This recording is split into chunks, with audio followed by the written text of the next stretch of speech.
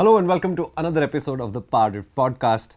I think you might have noticed that we've changed the setup a little bit because the studio where we normally record the podcast at is busy this time, but it's the same podcast. And today we're talking about ADV or Adventure Touring Motorcycles. Before we go ahead, I invite you as usual to hit the 4 buttons that I love the fact that you hit so often: the subscribe button, the bell notification icon. Do give this video a thumbs up and please do share it with your friends. So, the question that I've been getting, PowerDrift has been getting a lot is, what's up with the ADVs, man? Why are they so popular and what's going on, and should you get one and should you think about it? And the spark for this podcast actually comes from a DM I got where somebody was like, I don't even know what these ADVs are for. Can I buy this bike or the other bike? And the reason why I think a lot of people don't really think about ADVs seriously is because they think ADVs are about off-roading. And the honest truth is, ADVs can go off-roading, but that's not why they are amazing for India. You see, the biggest thing that most people don't realize about ADVs is that it's a format that evolved out of how people use motorcycling. And when that happens, that's what happened to sports bike, for example, you get something incredible. In India specifically, ADVs make a lot of sense for me because we can't predict what our roads are like. So we need the circle of performance, the environment in which the motorcycle will operate. The unpredictability of that environment means the motorcycle needs to be able to do more.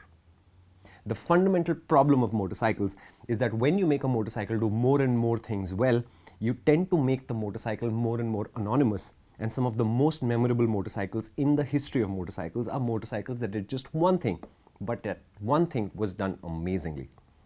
So how does the ADV fit into that cycle, right? Nobody remembers the comfortable sports bike as a milestone. You remember an outrageously fast motorcycle at a racetrack as the milestone motorcycle when it comes to sports bike. In the same way, a dirt bike that seems to operate reasonably well on the road might be a very useful thing to have in your garage, but the memorable dirt bikes are the ones that go really, really fast, really, really hard in the dirt.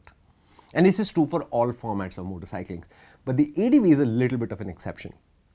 And the reason for that is because most ADVs effectively are naked motorcycles, but they're a little bit taller, they have a little bit more suspension, and they're designed for you to sit upright. The Yamaha TDM 850 was one of the first ADVs to come out. And when it came out, it was not a motorcycle that was outrageously popular. But Yamaha discovered over time that the TDM 850 had a very specific crowd of people who would regularly show up and acquire more and more TDMs. And the TDM in that sense is a Yamaha legend. In some ways, that's where the story of what we know as modern day ADVs began. And this is not a matter of the engine size. The 850cc engine that TDM had nothing to do with it. It was just the idea that in Europe and America, riders were growing old, and they still are. The average median age of riders in Europe and America is quite high.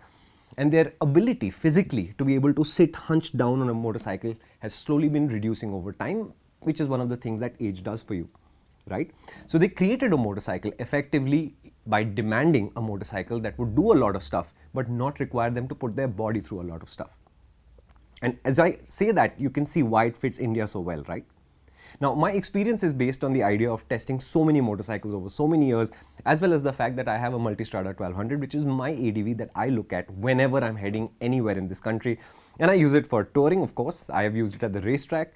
And I've also taken it commuting, where if I have to go to office or I have a meeting to go to, I will make a phone call ahead and say, hey, where do I park this bike? And as soon as that is sorted, there is no reason why I would take the KTM over the Multistrada or the other way around. They just fit the purpose entirely. So if you're thinking about a motorcycle today in India and you really want to use it in the real world, you should think about ADVs. But the fun part about ADVs is that as with segments, as they evolve, you've got a lot of flavors of ADVs, and this is where people start getting confused. Because the first thing this person who created the DM that led to this podcast said was, ADVs are slow. And I would say some ADVs are slow and some ADVs are really, really fast. In the exact same way, there are slow sports bikes and really fast sports bikes. In the same way that there are comfortable sports bikes that don't really require to bring a lot of commitment but give you an idea of what the performance is like. And there are sports bikes that are super hardcore. They exist for the racetrack. People will drag them kicking and screaming out into the street. But it is such a visceral experience that you're willing to put up through the pain because you know that on the other side there's a bright shining light and it'll change your life.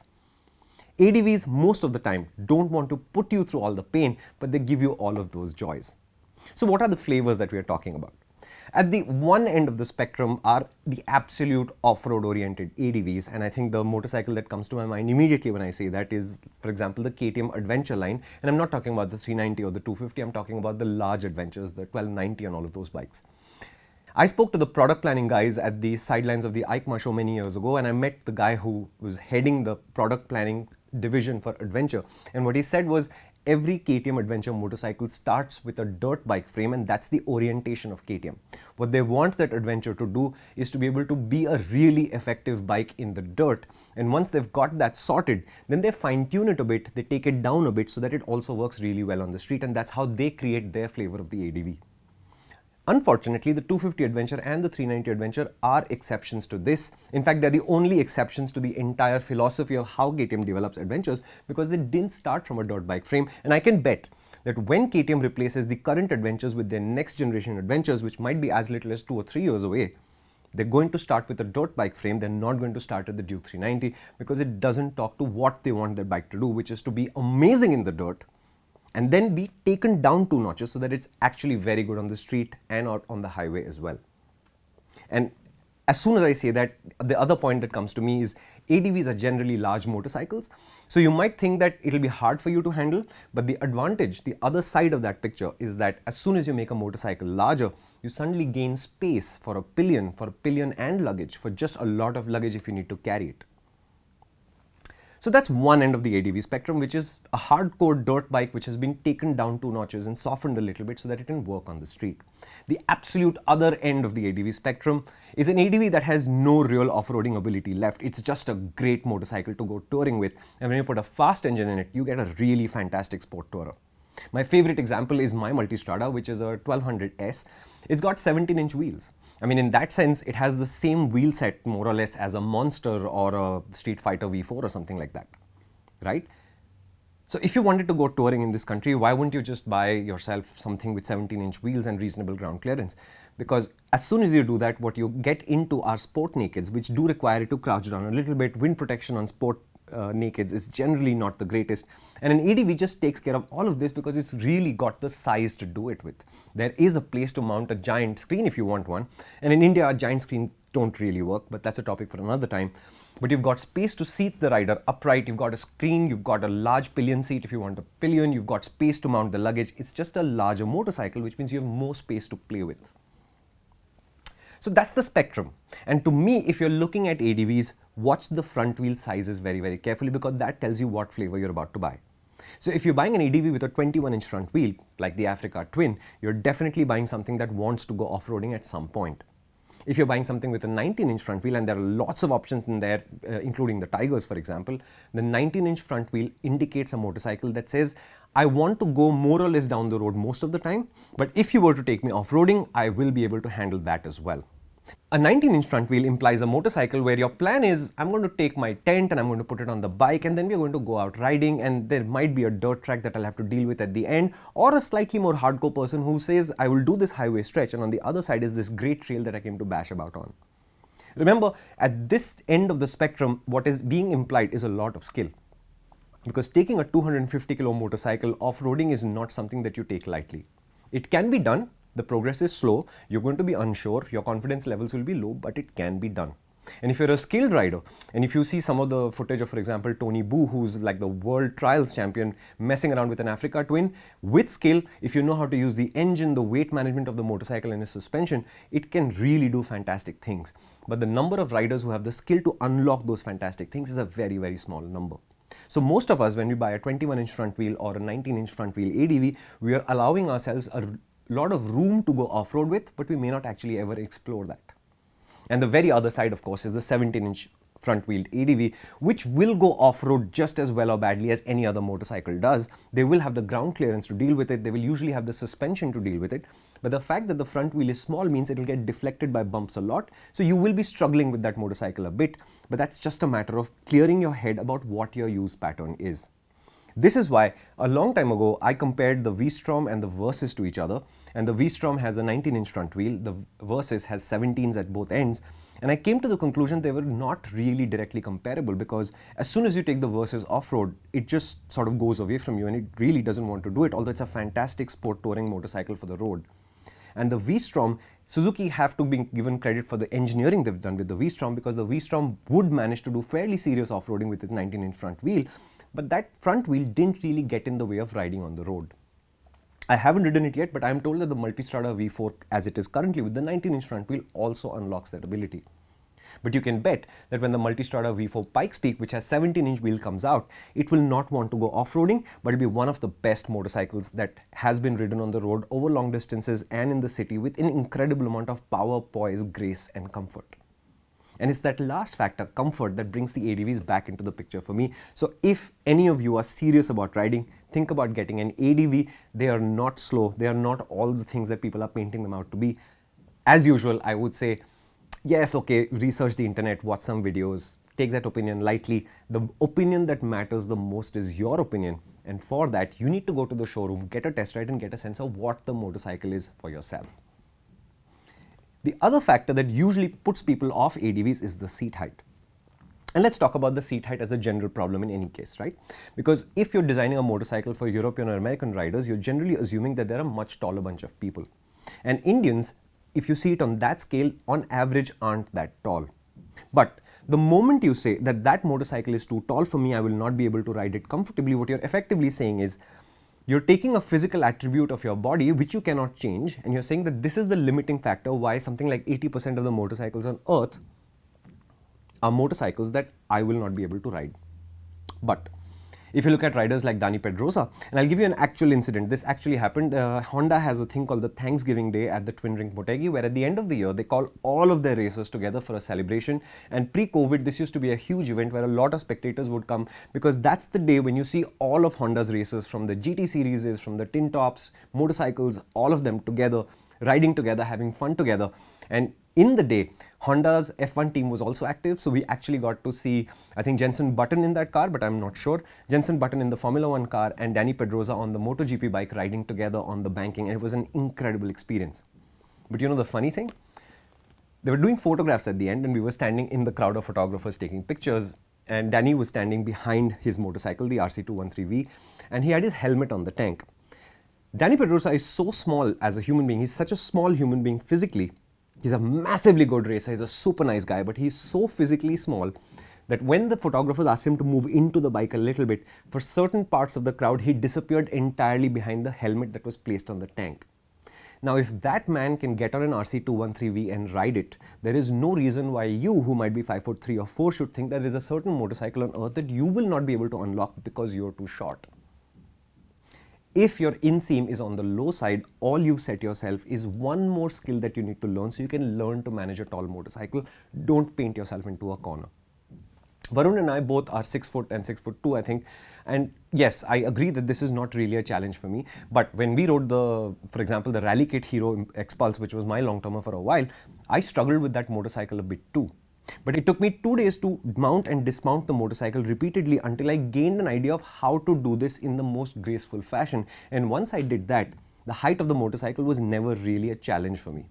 But what the height brought was the idea that I was sitting above traffic. I was not only able to look through the cars, I was able to see over them and see gaps appearing and disappearing in a farther space from where I was, which made my commuter faster, it made it smoother, and most importantly, it made my commuting safer. And remember, the accident statistics are very clear about this. They say that you're likely to have a crash within 5 kilometers of your home or your office, because this is where your concentration is the least. And the more you see, the safer you are. And that's the other advantage of buying a relatively tall motorcycle like an ADV. You sit higher so you can see more, and some of the fastest commutes you'll ever have through traffic is on a tall, narrow ADV with great torque, and it doesn't have to be a 1200. The reason why I wanted to do this as a podcast is because a lot of people see what they read on the internet and they take that as gospel, and then they start discounting motorcycles, saying, no, I'd probably never enjoy that. The privilege of being a road tester is that we are not allowed to have that preconception, which means whether I like fast motorcycles or slow ones, if I get a cruiser or a sports bike, I have to pay them equal attention and have equal respect for what the manufacturer is trying to do with that motorcycle. Whether they did it well or they did it badly is not of consequence. The idea is I cannot go in there with a preconceived notion.